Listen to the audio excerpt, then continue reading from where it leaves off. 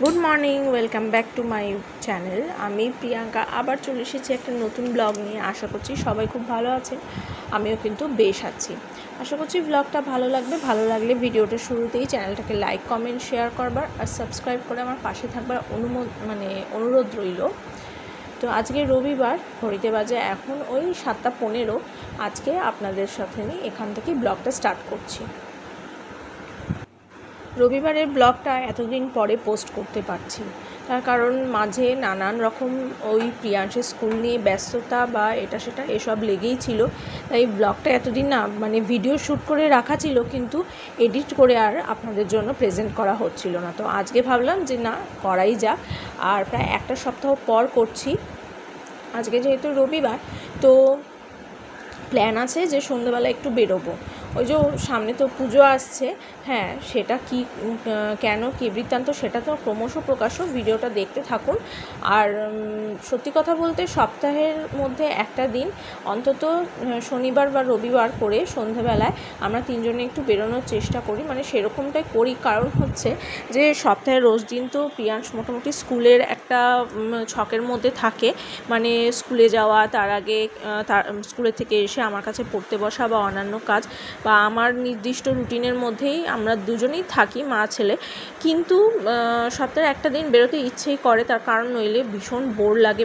সারা সপ্তাহের বোরডামটা ওই একটা দিনে একটুখানি কাটিয়ে নেওয়ার চেষ্টা করি, যেন নতুন অক্সিজেন পাই। আবার সব পরের দিন থেকে আবার নতুন করে সেই চেনা ছক, চেনা রুটিন। তো যাই হোক, আজকে ওর বাবাকে বলেছে যে একটু বেরোবো। তো দেখা যাক কোথায় যাই। আপনারা সঙ্গে থাকুন, চলতে থাকুক ব্লগটা, নিশ্চয়ই বলবো। তো রবিবার ঘুম থেকে উঠে ওই যে চাটা সেরে নিলাম। তার আগে কিন্তু আমার বেশ কিছু কাজ সারা হয়ে গেছে। ওই ধরুন ঠাকুরঘর মোছা বা বাসি কাজ, এগুলো সব হয়ে গেছে। তো চাটা খেয়ে যোগা করে এখন আমি চলে এসেছি। সকালবেলা বেশ কিছু জামা আগের দিন রাত্রে ভিজিয়ে রেখেছিলাম, সেগুলোকে একটু কেচে চট করে শুকিয়ে নেওয়ার একটা তাড়া আছে। কারণ ওই যে যখন এখন ভাদ্র মাস, কখনো বৃষ্টি কখনো রোদ, কীরকম একটা অদ্ভুত ওয়েদার। আর ওয়েদারটা জানেন তো এমন কিছু একটা ভালো না, কখনো বৃষ্টি কখনো রোদ। এর জন্য না অনেকেরই শুনছে এখন বেশ শরীর খারাপ হচ্ছে। আমাদের প্রতিবেশী এক বাড়িতে তো মোটামুটি সবারই ম্যালেরিয়া। তো এই সময়টা একটু সাবধানে থাকাই কাম্য। তো যাই হোক, সামনে পুজো, কিন্তু এবারে না ঠিক সেরকম চামটা আসছে না। ওই যে চারিদিকের যা পরিস্থিতি, তাতে কি মনে হচ্ছে না যে পুজোটা আসছে আসছে ভাব হলো, সেরকমভাবে মানুষ যেন সেই ফিলটা করতে পারছে না। যার সঙ্গে কথা বলছি সবারই মোটামুটি একটাই বক্তব্য, যে মেয়েটা যেন জাস্টিস পায়।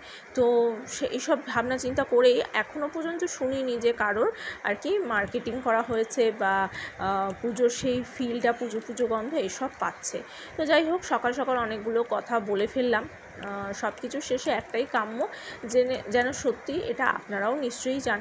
তো আমারও সেটাই মনে হয় যে ওই একটাই কথা, যে মেয়েটা যেন সুবিচার পায়।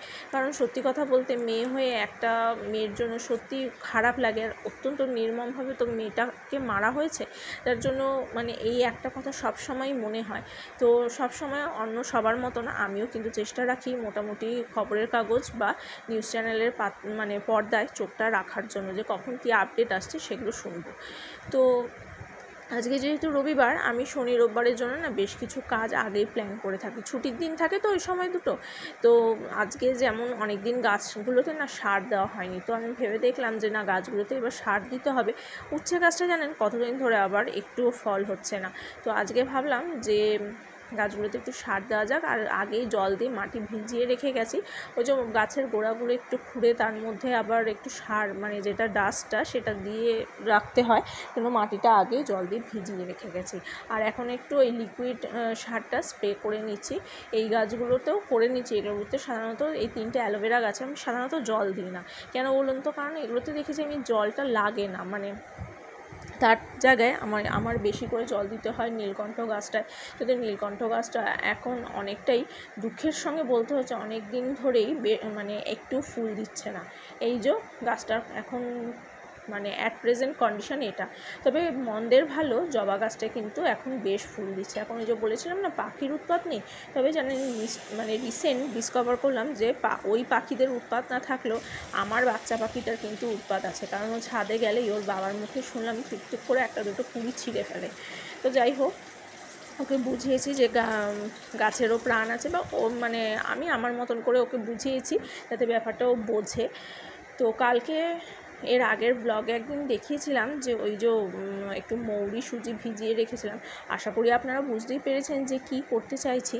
তো সেইটা দিয়ে একদিকে চলছে রবিবারের বাজার বলে কথা, তো একদিকে চলছে একটু মালপোয়া বানানো, আর অন্যদিকে সকালের ব্রেকফাস্ট বানানো হয়ে গেছে। করেছিলাম একটু পুঁই শাক, যেটা আমাদের খুব কমনই হয়, সেটা আপনারা সবাই জানেন যারা আমার ব্লগ মোটামুটি দেখেন। আর এদিকে রবিবারের বাজার চলে এসেছে, আর এদিকে সমান তালে সামলাতে হচ্ছে প্রিয়াংশের যত দুষ্টুমি। আর এইদিকে দেখুন গাছের ফুলগুলো দিয়ে মা কালীর চরণটা সাজানো হয়েছে, কেমন লাগছে অবশ্যই বলবেন। তো এদিকে রান্না করতে করতে আমার কিন্তু মাংসের ঝোলটা বেশ হয়ে গেছে। তা কী রান্না করেছি একটু দেখিয়ে দিলাম। এই যে একটু উচ্ছে সিদ্ধ দিয়েছি, একটু ঢ্যাঁড়স হয়েছে, আর মাংসের ঝোল। আর সকালের টিফিনটা তো আলাদাই ছিল। আর এই যে একটু ক্যাপচার করেছি, এই যে বললাম আজকে একটু বেরোনোর প্ল্যান আছে, সেটা হচ্ছে, হ্যাঁ ঠিকই ধরেছেন, ছেলেটার জন্য দুটো জামা কিনবো। তো সেই জন্য চলে গেছিলাম একটু নিউ মার্কেটের উদ্দেশ্যে, দুটো জামা কিনলাম ওর মনের মতন করে। তো চারিদিকে ঘুরতে ঘুরতে দেখলাম যে না, তিলোত্তমার বিচার তো রয়েছে, কিন্তু মায়ের আগমন বলে কথা, সেই মা এসেই নয় বিচার করবেন, ওষুধের দমন করবেন। তাই চারিদিকে কিন্তু মায়ের আগমনের বেশ প্রস্তুতি চলছে। তারই একটা দেখে, মানে এই প্যান্ডেলের কাঠামোটা দেখে কিন্তু মনটা একটু কোণে হলেও ভালো লাগার একটা সৃষ্টি হলো। সত্যি কথাই এই কথাটা মনে হলো যে না, মা এসেই বিচারটা করবেন। তো ব্লগটা এতটাই থাক, যদি ভালো লেগে থাকে লাইক কমেন্ট সাবস্ক্রাইব করতে ভুলবেন।